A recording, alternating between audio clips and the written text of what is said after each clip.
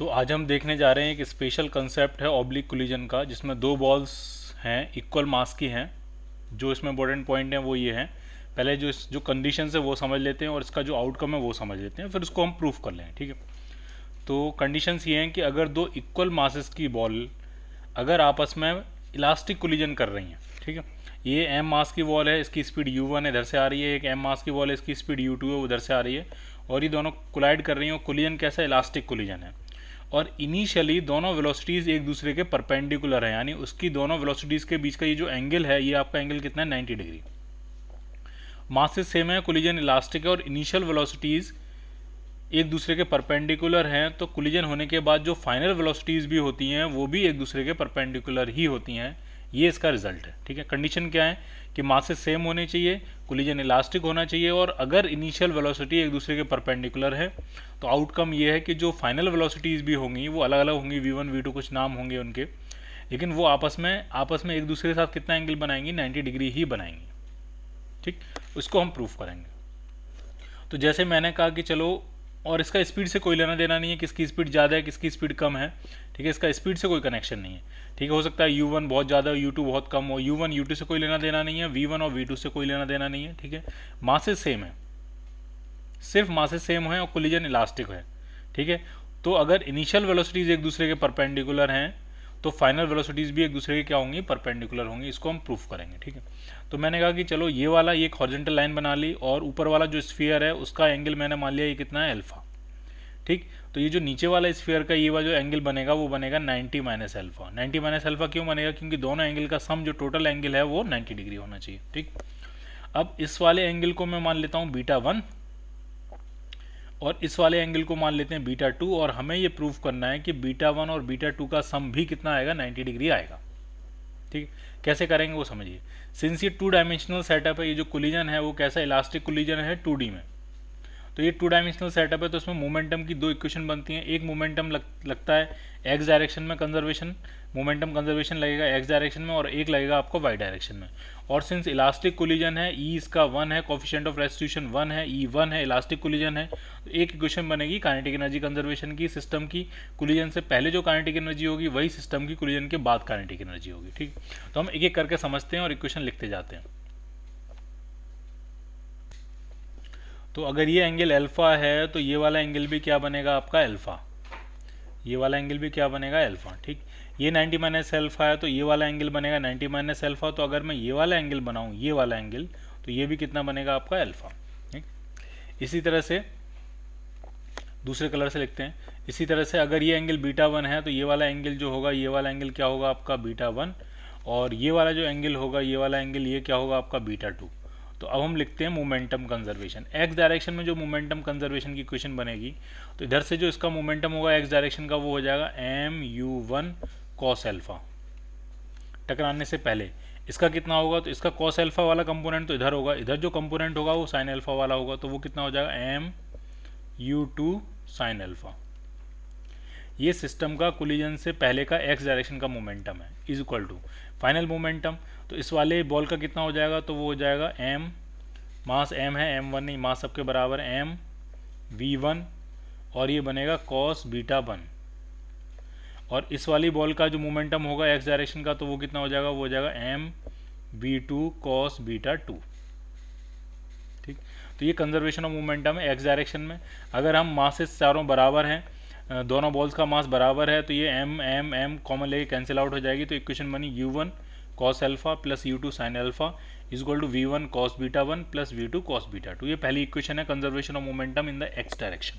Clear.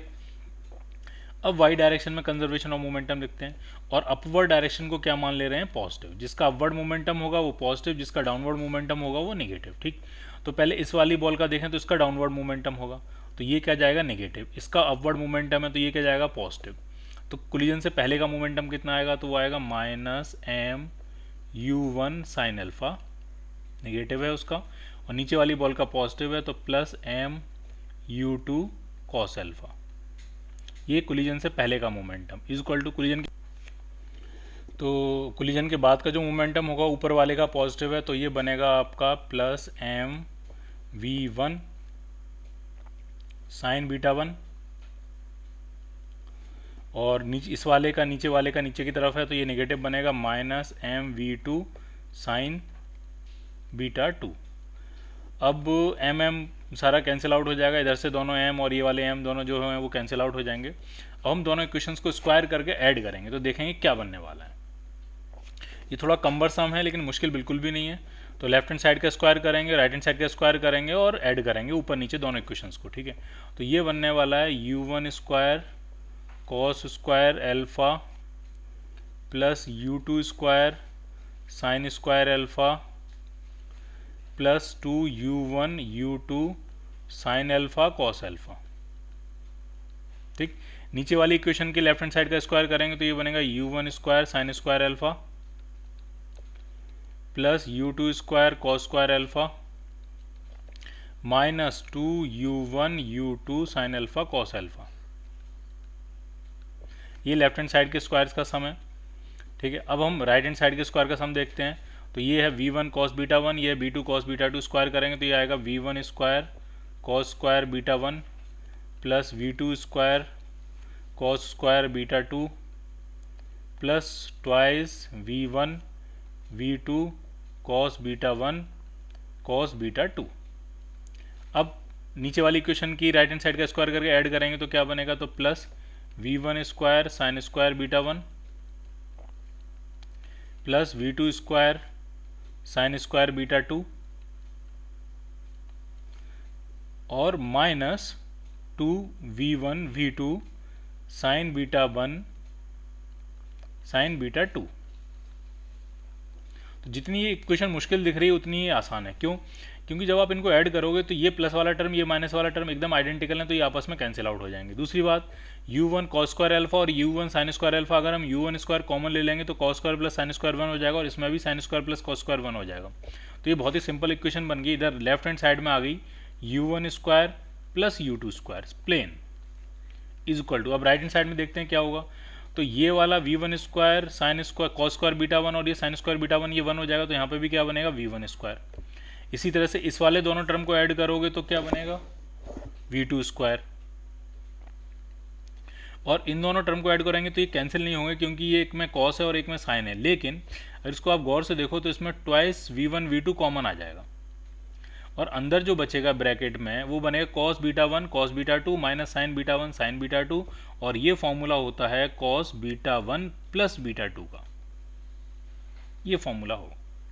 ये equation बन गई, ठीक। अब इसमें हम कंजर्वेशन ऑफ एनर्जी भी अब इसी में लगाएंगे और कैसे लगाएंगे वो आप समझना।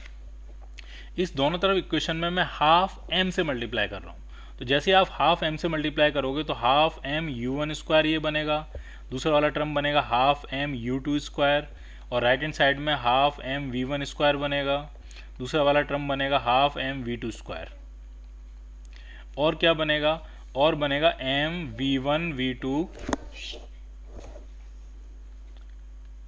कॉस बीटा 1 प्लस बीटा 2, ये टर्म बनेगा। अब आप गौर से देखोगे तो ये जो है ये है initial kinetic energy before collision और ये जो है ये है final kinetic energy after collision. तो अगर काइनेटिक एनर्जी का कंजर्वेशन है, कोलिजन इलास्टिक है, तो सिस्टम की इनिशियल काइनेटिक एनर्जी और सिस्टम की फाइनल काइनेटिक एनर्जी बराबर होनी चाहिए और ये तभी बराबर हो सकती है जब ये वाला टर्म आपका जीरो हो जाए। और इस वाले टर्म को जीरो करने का मतलब ये है मास और वेलोसिटी तो जीरो होंगी नहीं, कॉस वाला टर्म जीरो होगा। इसका मतलब ये है कि कॉस बीटा 1 प्लस बीटा 2 आपका जीरो होगा और कॉस बीटा 1 प्लस बीटा 2 अगर आपका जीरो है इसका मतलब बीटा 1 प्लस बीटा 2 का जो सम होगा वो आपका कितना होना चाहिए, डेफिनेटली 90 डिग्री। तो ये प्रूफ हो गया कि अगर मासेस बराबर हैं और कोलिजन इलास्टिक है, ठीक, इनिशियल वेलोसिटीज़ अगर आपस में 90 डिग्री एंगल पे हैं तो फाइनल वेलोसिटीज़ भी आपस में कितने एंगल पे होंगी, 90 डिग्री पे। क्लियर? तो ये बीटा 1 और बीटा 2 का ये जो सम है, ये एंगल का सम, ये भी कितना आया आपका 90 डिग्री, पाई बाई 2।